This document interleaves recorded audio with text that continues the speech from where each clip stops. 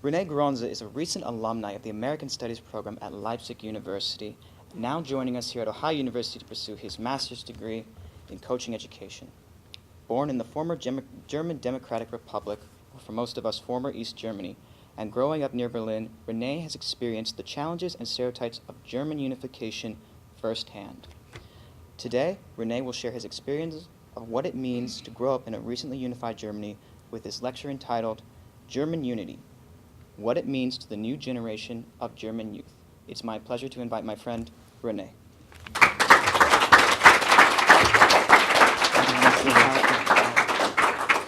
Thank you very much, GSC and the Ohio University, for giving me the opportunity to talk a little bit about my personal experience. So I would like to start off with showing you a picture. Does anybody have an idea of what we can see here? Okay, thank you very much.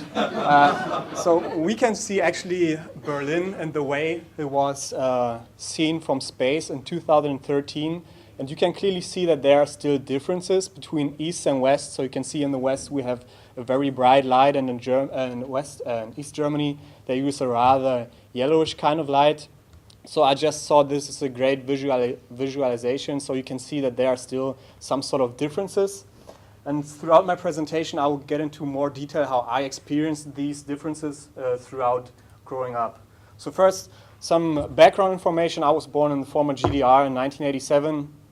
My parents were both born and raised in the GDR too. Both worked for the East German Railways companies. After the unification, my dad, he turned into the Federal German Railway Company, and my mom started working for customs. I graduated in 2006. Then I joined the German military, served there for 5 years, became an officer. Then I started at the wonderful program at Leipzig University American Studies. Was here last year at Ohio University as a part of a transatlantic capstone program. And now it's my pleasure to be back again for graduate studies, and I'm also working at the International Student and Faculty Services.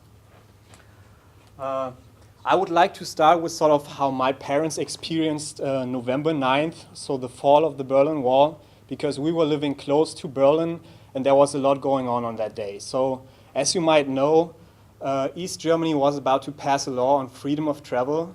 So people were allowed to go from east to west for the first time. And because Berlin was sort of the center of attention and we were close living to Berlin, my parents were like, let's get our Trabi, which is a car in the bottom picture. It's like a typical East German car. Let's get into our car and drive to Berlin. It's like 45 minutes drive for my parents. So they went to the next or to the closest border checkpoint to get a chance to actually go into the West. And the reasons are individual. So why did people want to go there? There were lots of people that just wanted to go to the West because, for example, they had family in the West. You need to imagine that, as Brooke pointed out, for 28 years there was a wall that was dividing, for example, you and your brother. You were living in the same city and you were like 1 mile apart, but because there was a wall in between and two different political systems, you weren't able to see your family for 28 years. So there were family that tried to reunite it on this night. Other people, they just wanted, like my parents, they just wanted to see what's going on the other side. They were curious about it. Because back in the day, you didn't have social media. You couldn't just Google West Germany and you had pictures, oh, that's how it looks like. So my parents were pretty much excited to going with a car, and it actually was possible. So you can see in the bottom picture, people in West Germany were greeting, they were applauding, they were cheering, they were clapping on the car, and the East Germans were like, oh, stop clapping because our cars are made of paper. So they had to be aware of that. And yeah, they drank champagne and all that. So it was, for all the Germans that were in Berlin on this night, it was a pretty big deal. And my parents, they just enjoyed seeing West Germany, seeing that there were flowers on the streets, the bright lighting you saw in the first pictures. It's just like a whole different kind of experience for people who grew up in the GDR. For myself, I also noticed differences when I grew up, so let me start with the early years. So in the early years, I was more thinking of West Germany as sort of a big brother. So West Germany and East Germany was like a brotherly relationship, and I always thought that West Germany is cool because they had, for example, brands when they were clothes. So you can see me in this picture, I'm the guy in the middle. It was pretty straightforward, all jeans. So jeans jacket, jeans shirt, jeans short. That's what was pretty fancy back in East Germany back in the day. But I was fortunate enough to have a cousin in West Germany, and with the unification, they sent more and more packages. And because he was older, about 5 years, I always got the clothes that he wore, and he was too big for it. So I got his shirts, for example, a sweatshirt I remember with a Mickey Mouse on it. And I was the man in school when I came up with such a shirt, because in East Germany you didn't have access to this. And another thing I remember in particular is a t-shirt of the San Francisco 49ers. I had no idea what the San Francisco 49ers was. I just knew there was something American, and I was wearing it with lots of pride. And also, as Brooke pointed out, in East Germany you had access to only 2 channels on TV, and with the reunification it was a whole different experience to discover. Then once I started to being like a teenager, more or less, and got a feeling for, hold on, there's a difference between East and West in the mindset, and the people see each other. I noticed especially my father having sort of it is actually a stereotypical thinking of West Germany. So he was most of the time pointing out if somebody accomplished something and he was from East Germany, he was not saying that's a German, he was always saying, oh yeah, that's our guy. That's one of us. So he wasn't saying it's a German or something. And examples can be, except for Angela Merkel, who's actually born in West Germany, but she, I think with 2 years or something, she went to East Germany, and so she grew up in East Germany.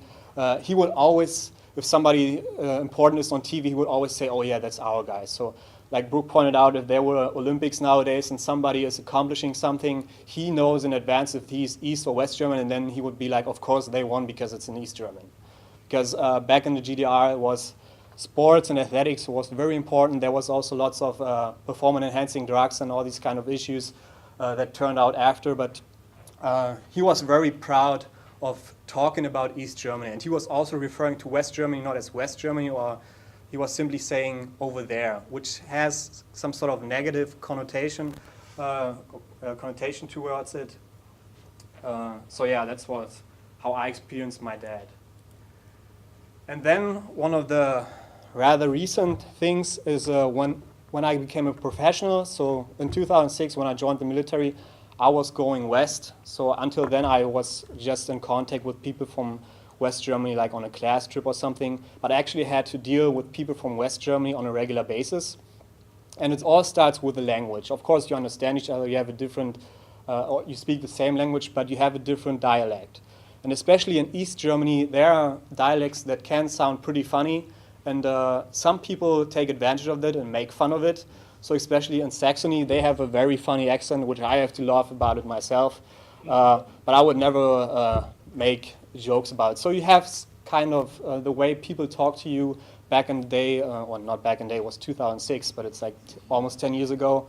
There was one difference. Another one was different wages. So even though I was serving in the military, it depended on where you started your career. I was lucky enough to be enlisted in West Germany and not in East Germany, because if I would have started in East Germany, they would pay me less money, even though I would have served the same going through basic combat training.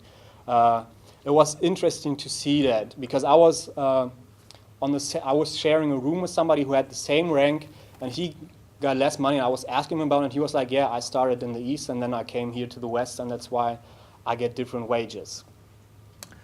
And then just in general, different mindsets because of the different systems that your parents grew up in.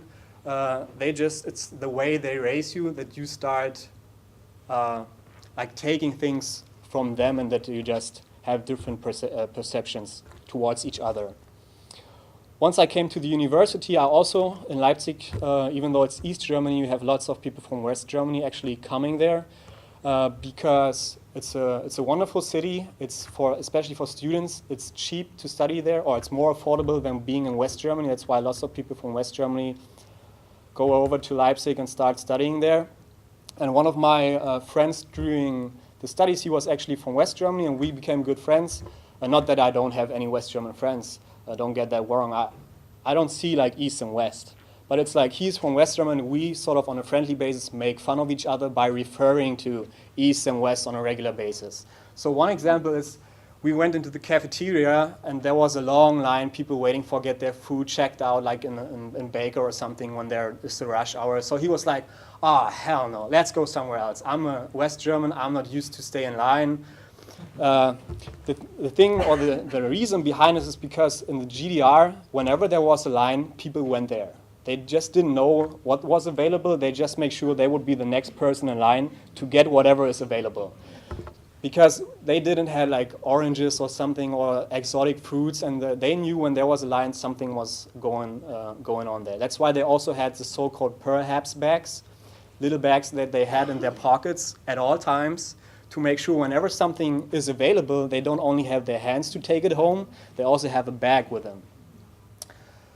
And then a rather stereotypical reflection that I had was meeting a woman during orientation or a co-student during orientation, and we had those getting to know games, and I was like, yeah, my name is Rene, I'm from Berlin, and she was, my name is Anna, and I'm from West Germany. And I was like, okay, well then welcome aboard, I guess. So I was sort of distracted a little bit, but I mean, it's like everywhere. You have some people that are just the way they are. It's how you see yourself and how you deal with it. So I didn't have any problems after all.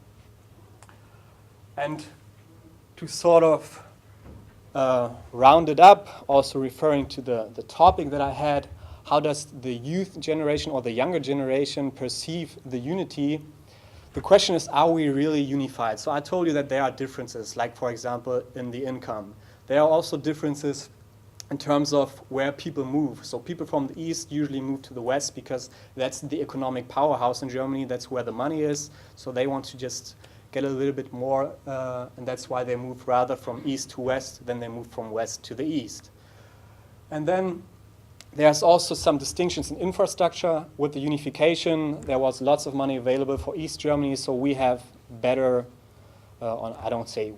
East Germany has more developed, like the Autobahn is very well developed in East Germany. Sometimes I feel people in West Germany, they are kind of jealous. But the point is,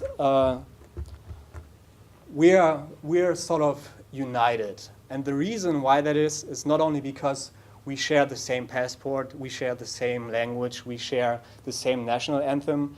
I think the most important thing why we can say we are united is because we share these events, these emotions that we had on November 9th. I mean, I was 2 years old, but my parents and the other Germans in this room, they can look to these events and saying that's our accomplishment. Nobody can take this away. It doesn't matter if you're east or west, you know that in this night something big happens. And from then on, it's always, if something big happens, you know that you're united.